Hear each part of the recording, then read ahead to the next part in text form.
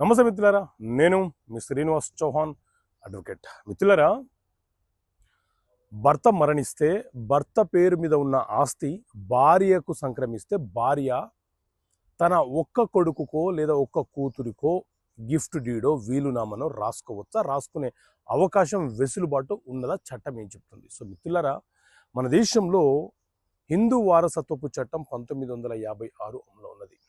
So ఈ చట్టం యొక్క సారాంశం ప్రకారంగా ఆస్తి మీద హక్కులు అనేవి ఒక వ్యక్తి నుంచి మరొక వ్యక్తికి రక్త సంబంధం ద్వారా మాత్రమే పూర్వీకుల ఆస్తులపై హక్కులు సంక్రమిస్తాయి.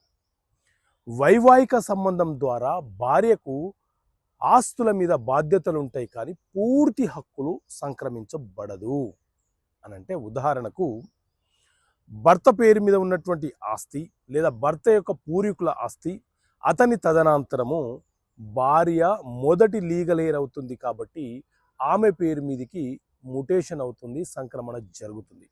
భార్య పేరు మీదకి సంక్రమణ జరిగితే ఆవిడ తన పేరు మీదకి వచ్చేసింది కదా, తాను ఒక్క కొడుకుకో లేదా ఒక కూతురికో వీలునామా గిఫ్ట్ చేస్తానంటే చెల్లుబాటు కాదు. ఎందుకంటే ఆస్తి మీద భార్య పరిపూర్ణమైనటువంటి హక్కులను కలిగి లేదు. ఎందుకంటే అది ఆమె సొంత ఆస్తి కాదు, ఆమె కష్టార్జితంతో సంపాదించిన ఆస్తి కాదు, ఆమె యొక్క తల్లిదండ్రుల వద్ద నుంచి వచ్చినటువంటి ఆస్తి కూడా కాదు. కాబట్టి ఆ ఆస్తి ఆమె యొక్క భర్త పూర్వీకుల నుంచి వచ్చినటువంటి ఆస్తి. కాబట్టి ఆమెకు జన్మించినటువంటి పిల్లలు ఎంతమంది ఉన్నారో వాళ్ళందరికీ సమాన హక్కులు సంక్రమిస్తాయి, సమాన హక్కులు ఉంటాయి.